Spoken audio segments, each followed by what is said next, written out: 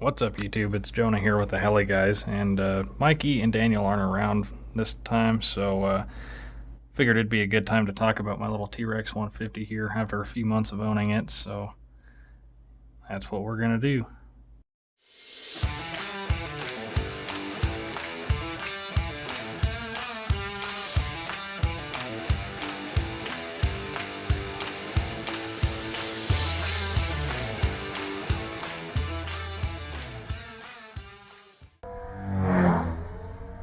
Whoa. So the first thing I want to get out of the way on this helicopter is if you're looking at it as a budget option, say you're a beginner, intermediate pilot, you want to learn some more stuff, and you're looking at this over an OMP-M1 or an Ishin E180 or something like that, don't do it. Save your money and get the other helicopters, because this thing is not in any way, shape, or form a beginner's micro. This helicopter has been the biggest pain pretty much the entire time I've owned it.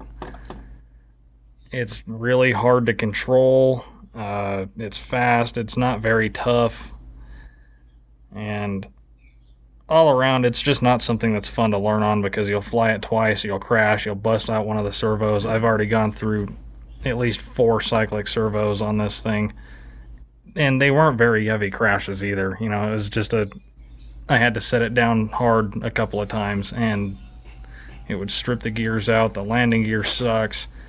That's why I've got the aluminum and carbon fiber landing skids on this thing, because the stuff that comes with these helicopters is absolute junk. It doesn't even take hard landings very well.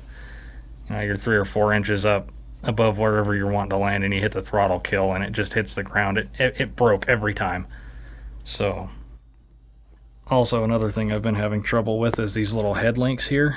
Ooh. Come on, focus. Yeah, you see that little head link right here. These things suck too. They break. So I had bought the aluminum ones that Micro Heli sells, but the hardware was not right. It was too short and it wasn't the right size, so it was stripping out my blade grip, so I had to go back to the plastic junk.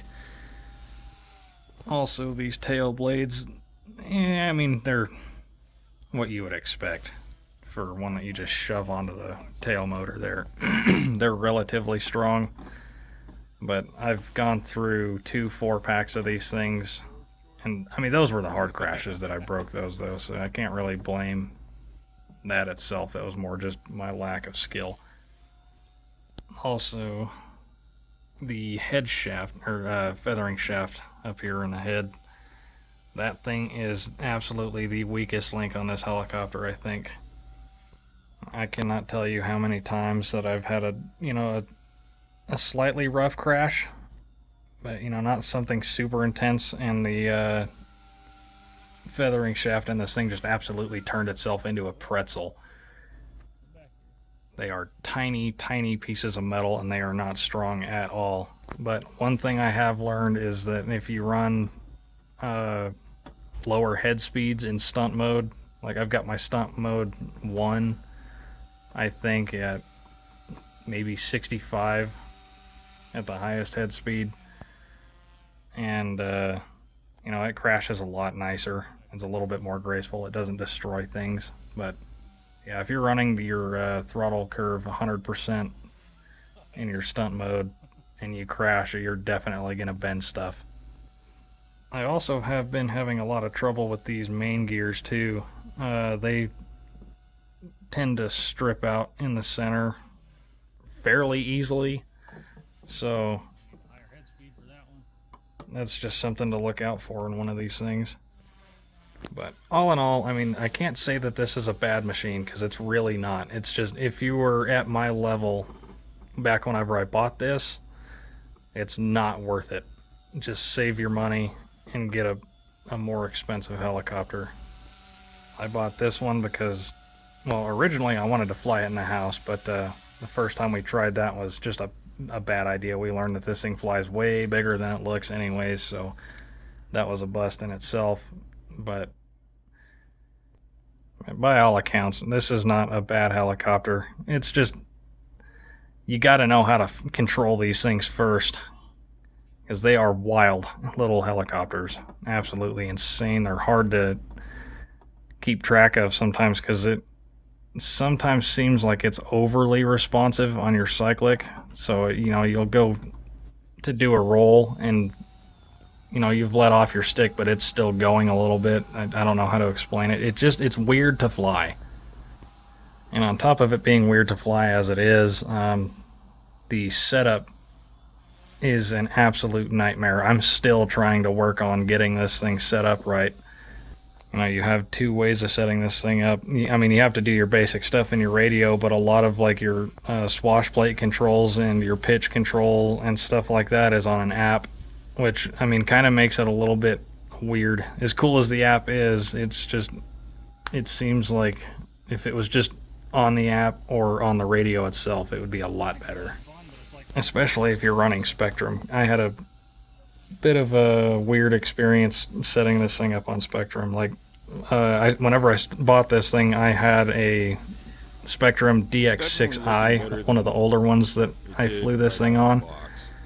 And for a while, it didn't have throttle hold because it wouldn't work. You'd hit you would set your number or your percentages at 0 for the throttle.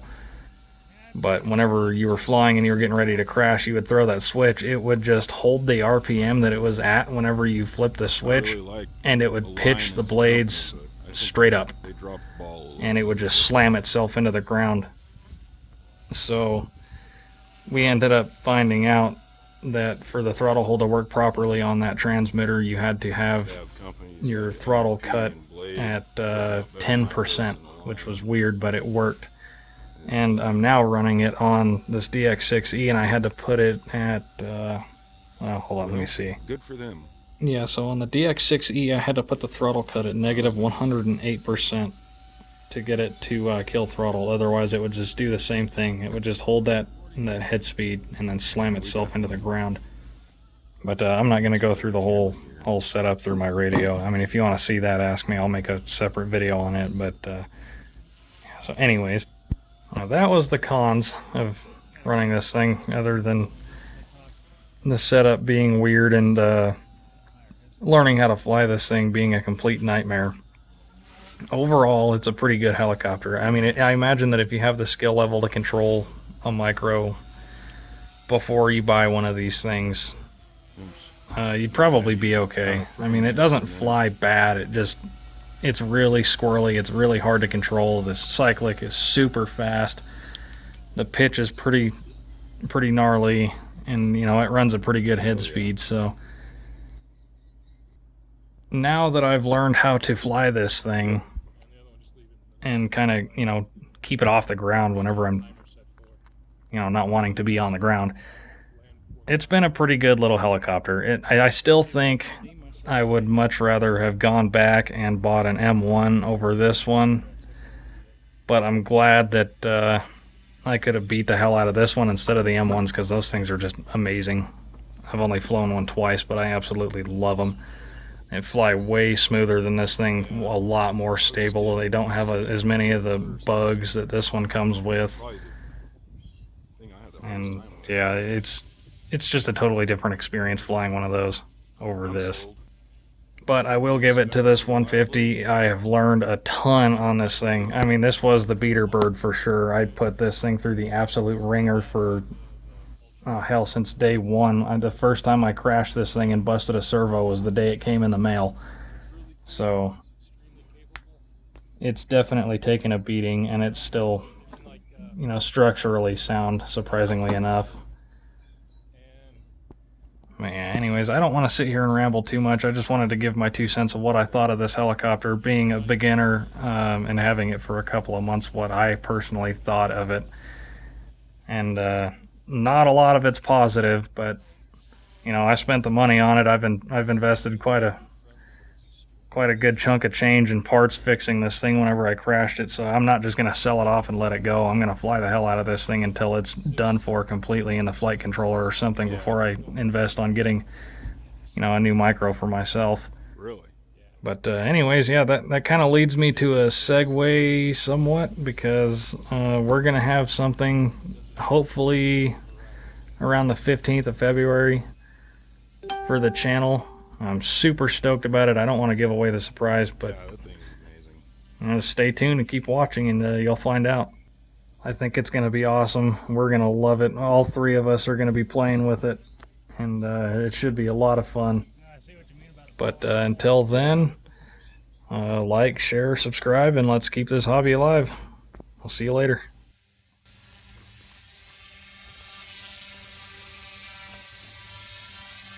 Things like flying the future, man.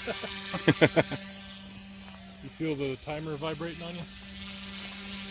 Nah, I just want to land it before my nerves get me. Oh, I got you.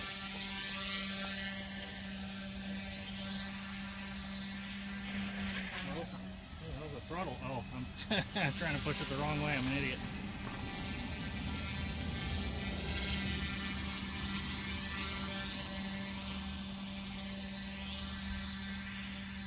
Land nice. Yeah, there we go. Well, that was a lot better than the first time I tried to fly this thing. Mikey's turn.